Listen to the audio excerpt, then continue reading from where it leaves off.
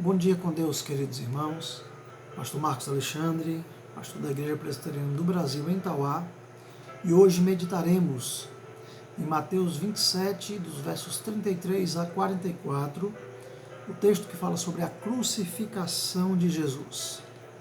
A palavra de Deus nos diz assim: E chegando a um lugar chamado Gólgota, que significa lugar da caveira, deram vinho com fel para Jesus beber. Mas ele, provando-o, não quis beber.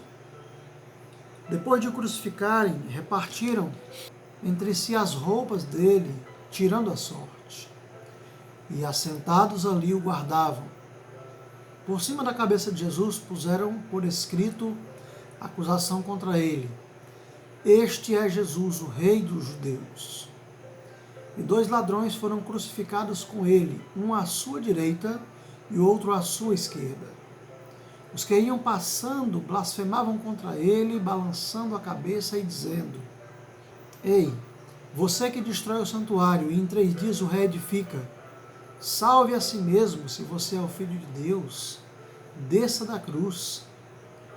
De igual modo, os principais sacerdotes, com os escribas e anciãos, zombando, diziam: Salvou os outros, a si mesmo não pode salvar. É Rei de Israel, que ele desça da cruz, então creremos nele. Confiou em Deus, pois que Deus venha livrá-lo agora, se de fato lhe quer bem, porque ele disse: Sou filho de Deus. Também os ladrões que haviam sido crucificados com ele o insultavam. Queridos irmãos, Jesus se aproxima do momento final do seu sofrimento terreno. Em pouco tempo, ele estaria sucumbindo ao efeito das torturas sofridas e do extremo cansaço. Ele vinha de uma madrugada no Sinédrio para um interrogatório com Pilatos e, por fim, o escárnio e os açoites da guarda pretoriana. Foi uma maratona cruel e exaustiva. No verso 33, Mateus inicia o relato da crucificação trazendo a informação de que chegaram ao Gólgota, palavra aramaica para crânio. Alguns estudiosos afirmam que este lugar ganhou este nome por 2 possíveis razões. Primeira, por ser uma colina em forma de crânio, ou por ser um lugar de execuções ou crucificações, onde crânios se acumulavam. Nenhum dos evangelhos cita o local como uma colina. Lucas chama o local de Calvário, ou seja, caveira. Talvez o mais acertado seja pensar que era um local de crucificações mesmo. Até porque estamos diante de um cenário onde 3 pessoas estão recebendo a pena capital pela pior das formas de execução que os romanos aplicavam.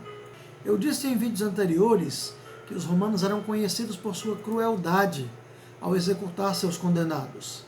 Se você tiver curiosidade, faça uma busca no Google sobre as 5 formas mais cruéis de execução aplicada pelos romanos.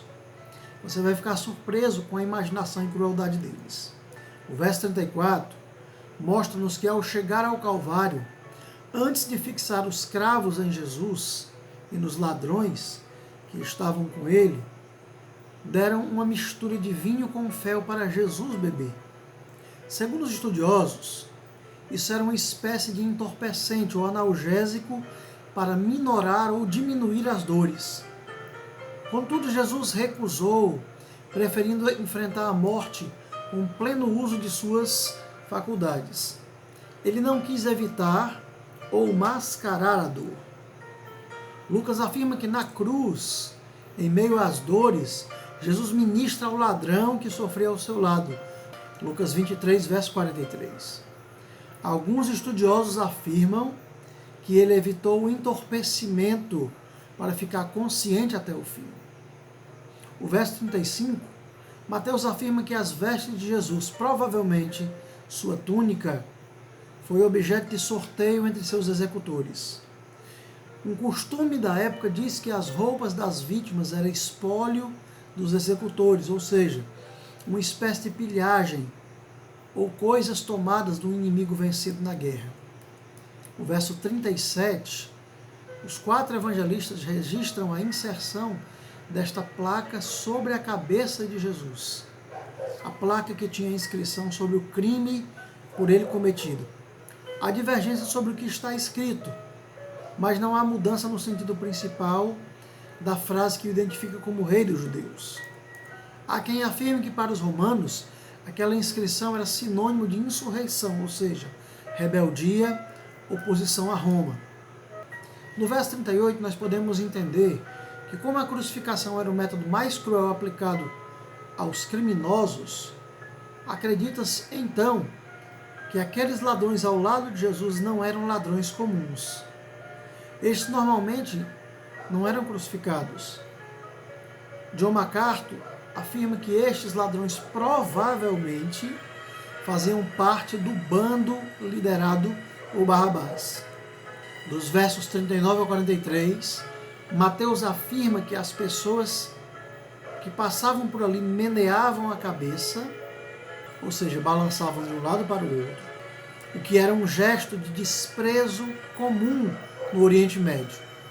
Além desse gesto, uma nova sessão de escárnios foi lançada contra Jesus pelos espectadores da crucificação. Todo o processo relatado nas passagens anteriores nos faz ver de forma óbvia que Jesus não desceria da cruz. No Sinédrio, não se defendeu. Perante Pilatos, permaneceu calado. Ignorou Herodes. De volta a Pilatos, não advogou em causa própria. E nesta passagem de hoje, rejeitou anestésicos para enfrentar a dor em plena consciência.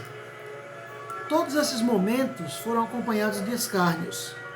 Na cruz, foi apenas um momento repetitivo. Jesus não desceu da cruz por falta de poder para isso. João 10,18 vai revelar isso que estou afirmando. Ele permaneceu lá porque essa era a condição única de perdoar os nossos pecados. Essa era a vontade do Pai. Aqui nós aplicamos o conceito de redenção, resgate do gênero humano por Jesus, o Cristo. Associado ao de justificação, ele foi em nosso lugar para que fôssemos considerados justos nele. Por isso Paulo vai dizer que todo escrito de dívida que era contra nós foi encravado na cruz. Colossenses 2,14 diz assim: havendo riscado a cédula que era contra nós nas suas ordenanças, a qual de alguma maneira nos era contrária, e atirou do meio de nós, cravando-a na cruz. O verso 44, queridos, traz um fato interessante que ocorre aqui, nesse texto. Todos os 4 evangelistas descrevem a presença de 2 ladrões crucificados juntos com Jesus. Mas apenas Lucas traz um destaque maior ao relato, informando que um deles creu em Jesus e por isso foi salvo. Então eu quero finalizar essa reflexão, a nossa reflexão de hoje, dizendo que até mesmo em sua hora mais dolorosa, Cristo trouxe renovo para uma vida que estivera totalmente sem esperança. O ladrão foi salvo no último momento, no apagar das luzes. Deus então abençoe assim as nossas vidas. Vamos orar? Senhor bondoso, obrigado, porque Tu, ó Senhor, tens sido generoso conosco a cada dia. Te damos graças, ó Senhor, pela Tua misericórdia renovada em cada manhã em nossas vidas. E clamamos, ó Senhor, que Tu a cada dia aumente a nossa fé. E, ó Deus, em Cristo Jesus, perdoe os nossos pecados, uma vez que nós muitas vezes e de muitas maneiras pecamos contra Ti.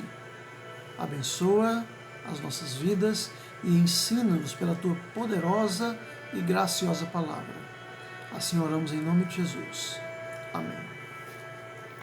Queridos, provavelmente essa semana concluiremos o Evangelho de Mateus e, como disse anteriormente, nós estaremos fazendo reflexões a partir do novo momento, após concluirmos esse estudo, em todos os livros da Bíblia. Procuraremos fazer reflexões em diferentes textos da Escritura. Então eu quero convidar você a comentar aí no nosso vídeo qual texto da Bíblia, qual parte da Bíblia, qual passagem da Escritura lhe é interessante e você quer aprender.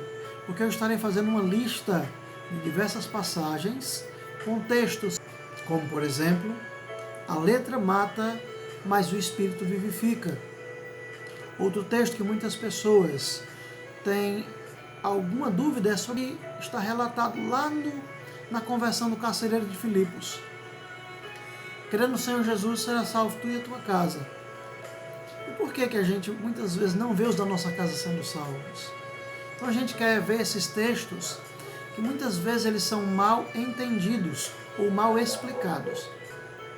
Gostaria de saber se tem algum texto que para você é interessante conhecer, porque nessa lista, nesse novo formato dos vídeos, a gente vai estar versando sobre diversos textos da Escritura. Tá bom?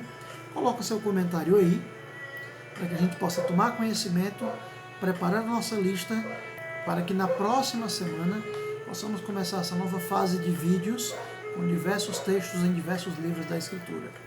Deus abençoe a sua vida. Tenha uma semana graciosa na presença do nosso amado Pai.